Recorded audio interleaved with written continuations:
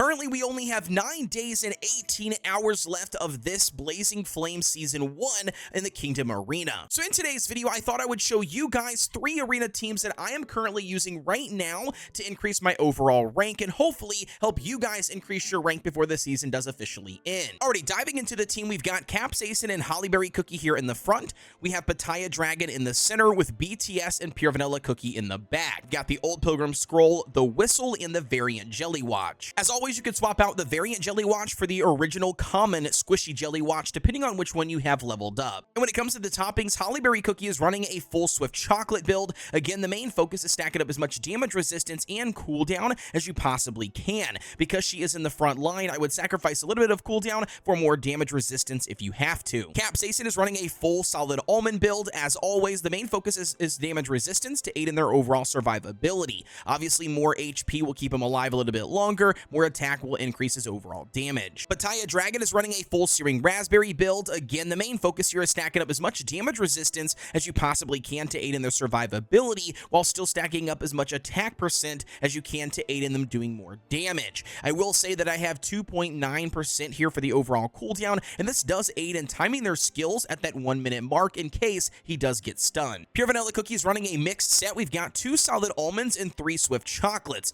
Once again here, it's a balancing act between damage resistance and cooldown. You're looking for anywhere between 15 to 17, 18% for the overall cooldown, and then as much damage resistance as you possibly can to aid in their survivability. And then last but not least, BTS is running a full Swift Chocolate build. Again, the only focus here is stacking up as much cooldown as you possibly can to aid in utilizing their skills accordingly. Now, diving into the second team we have, and that is once again Hollyberry Cookie in the front. We have Sherbert and Frost Queen in the center, and then BTS and Pure Vanilla Cookie in the back. We've got the Old Pilgrim Scroll, the Whistle, and then the Variant Jelly Watch. And as for the toppings for this team, we've got Hollyberry Cookie running a full Swift Chocolate build. Once again, it's a balancing act between stacking damage resistance to aid in her survivability because she is on the front line and she's going to tank a lot of incoming damage, and then as much cooldown as we possibly can to aid in them utilizing their skill. Sherbert's going to be running a full Swift Chocolate build as well. Again, it's a balancing act between damage resistance and cooldown. Honestly, you're trying to aim for anything over that, I would say 21% for the cooldown, and then stack the rest of it into damage resistance to obviously aid in him surviving. Now, Frost Queen, I used to run a full solid almond build,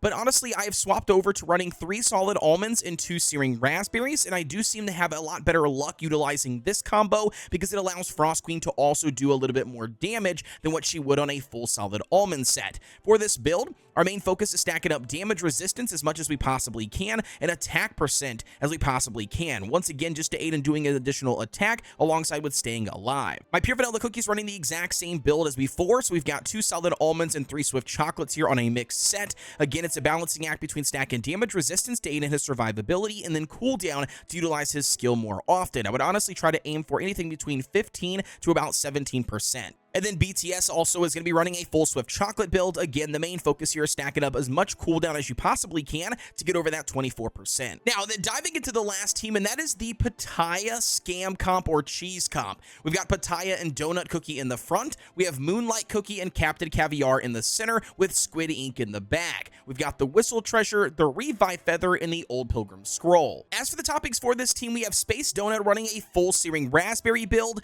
Again, the main focus here is just stacking up damage resistance and attack percent to aid in them doing more damage and being able to survive. I also do have 6% for the overall cooldown, which will aid in utilizing their skill accordingly. Pitaya Dragon is also running a full Searing Raspberry build. However, this time we do have approximately 8% for the overall cooldown, as much damage resistance as we possibly can to aid in their survivability, and then stacking up as much attack percent to aid in them doing crazy good damage. Captain Caviar is pretty much the trick of this entire cheese comp. We're running a full Searing Raspberry build. The main thing you need to ensure is going to be no damage resistance on him whatsoever, or that they have the least amount of damage resistance out of all of your other cookies. The main reason is Captain Caviar has to die and then utilize the Feather Treasure in order to come back alive to do a second round of their skill. You can only achieve that if they have the least amount of damage resistance on your entire team. Moonlight Cookie as well is running a full Searing Raspberry build. Now for Moonlight, we're trying to aim for as close as we can get to 8% for the overall cooldown.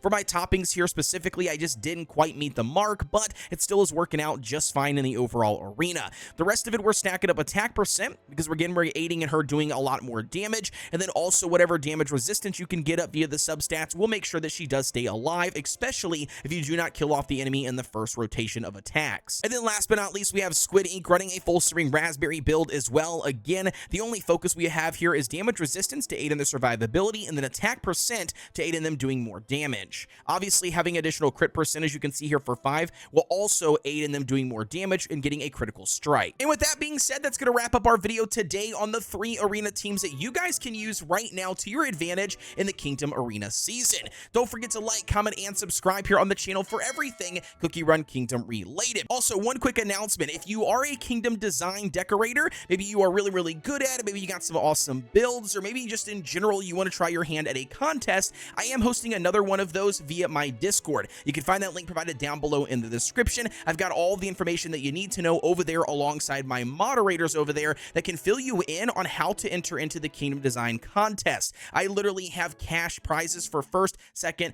3rd, and 4th place winners, and then we do give you approximately a month to do your entire design layout, and it also has a specific theme. So if you're interested in that sort of thing, like I said, the link's down below in the description. But with that being said, as always, thank you guys very much for tuning in, and I will see you on the next one.